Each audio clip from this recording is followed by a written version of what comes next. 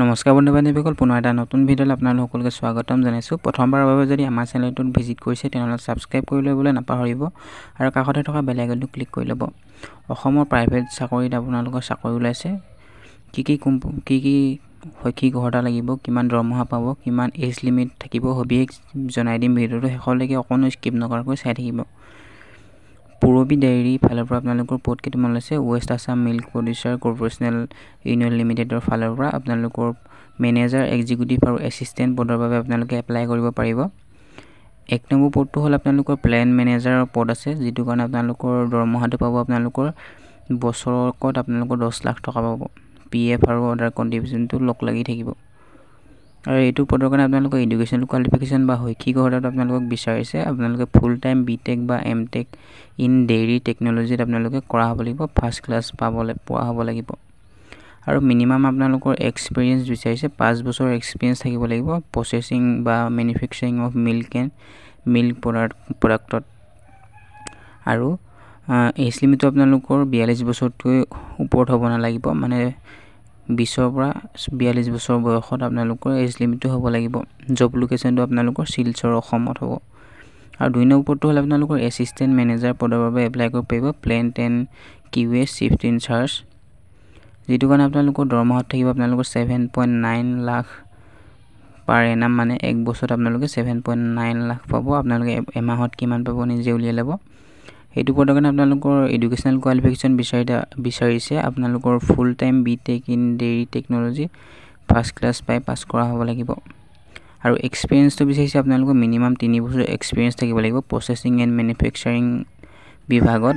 আৰু এজ লিমিটটো ক'বলৈ গ'লে আপোনালোকৰ 35 বছৰতকৈ ওপৰত হ'ব নালাগিব।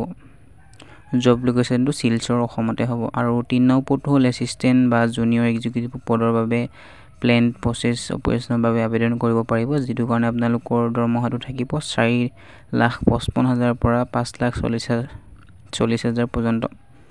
এইটো কাৰণে আপোনালোকৰ শৈক্ষিক অৰ্হতা বিচাৰিছে আপোনালোকৰ 3 বছৰ full time diploma in mechanical engineering বা ইলেক্ট্ৰিকেল ইঞ্জিনিয়াৰিং বা ইলেক্ট্ৰনিক্স ইঞ্জিনিয়াৰিং বা 2 বছৰ ইণ্ডিয়ান ডেইৰী ডিপ্ল'মা পাছ কৰা হ'লেও হ'ব, নহ'লে 3 বছৰ ডিপ্ল'মা কৰা হ'লেও হ'ব ডেইৰী ইঞ্জিনিয়াৰিঙত। আৰু এক্সপিৰিয়েঞ্চটো বিচাৰিছে আপোনালোকে ফ্ৰেছাৰো এপ্লাই কৰিব পাৰিব, আৰু নহ'লে আপোনালোকৰ 1-2 বছৰ যদি প্ৰডাকশ্যন অপাৰেশ্যন এক্সপিৰিয়েঞ্চ আছে তেনেহ'লে আৰু ভাল কথা। আৰু এজ লিমিটটো আপোনালোকৰ 30 বছৰতকৈ ওপৰত হ'ব নালাগিব। 4 নম্বৰ পদটো হ'ল আপোনালোকৰ এছিষ্টেণ্ট বা জুনিয়ৰ এক্সিকিউটিভ পদৰ বাবে প্লেণ্ট মেইনটেনেঞ্চৰ। দৰমহাত থাকিব আপোনালোকৰ 4,55,000 পৰা 5,40,000 পৰ্যন্ত। আৰু এডুকেশ্যনেল কোৱালিফিকেশ্যন আপোনালোকে বিচাৰিছে মিনিমাম ITI পাছ কৰা হ'ব লাগিব, ইলেক্ট্ৰিকেল ট্ৰেড বা ফিটাৰ ট্ৰেড বা ইলেক্ট্ৰনিক্স মেকানিক ট্ৰেডৰ পৰা। আৰু এক্সপিৰিয়েঞ্চটো মিনিমাম 1 পৰা 2 বছৰ এক্সপিৰিয়েঞ্চ থাকিব লাগিব, আৰু লগতে ফ্ৰেছাৰো আপোনালোকে এপ্লাইটো কৰিব পাৰিব। আৰু এজ লিমিটটো 30 বছৰতকৈ ওপৰত হ'ব নালাগিব। 5 নম্বৰ পদটো হ'ল আপোনালোকৰ এছিষ্টেণ্ট বা জুনিয়ৰ এক্সিকিউটিভৰ প্লেণ্ট ষ্ট'ৰছ এণ্ড ইনভেণ্টৰী পদৰ বাবে, যিটো কাৰণে আপোনালোকৰ দৰমহাটো 4,55,000 পৰা 5,40,000 পৰ্যন্ত থাকিব। আৰু এডুকেশ্যনেল কোৱালিফিকেশ্যনটো আপোনালোকক বিচাৰিছে ফুল টাইম গ্ৰেজুৱেশ্যন কৰা হ'ব লাগিব।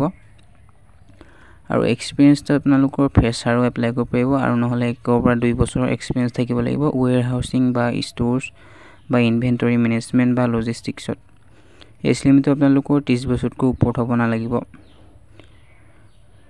6 নম্বৰ পদটো হ'ল এছিষ্টেণ্ট বা জুনিয়ৰ এক্সিকিউটিভ পদ কোৱালিটি এছুৰেঞ্চ, যাৰ CTC বা চেলাৰীটো আপোনালোকৰ থাকিব 4,55,000 পৰা 5,40,000 পৰ্যন্ত।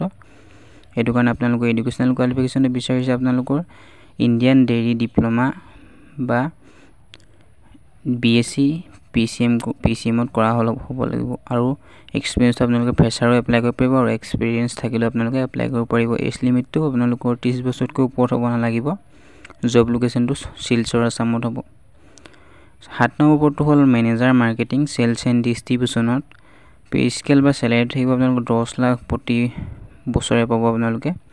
এডুকেশ্যনেল কোৱালিফিকেশ্যন আপোনালোকে বিচাৰিছে আপোনালোকে full time post graduation degree pass কৰা হ'ব লাগিব, নহ'লে আপোনালোকে ডিপ্ল'মা ইন বিজনেছ এডমিনিষ্ট্ৰেশ্যনত কৰা হ'ব লাগিব।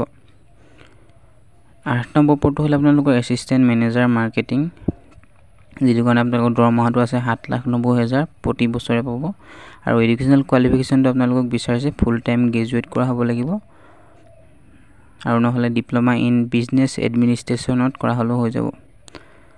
এক্সপিৰিয়েঞ্চটো আপোনালোক বিচাৰিছে মিনিমাম 3 বছৰ ৱৰ্কিং এক্সপিৰিয়েঞ্চ থাকিব লাগিব।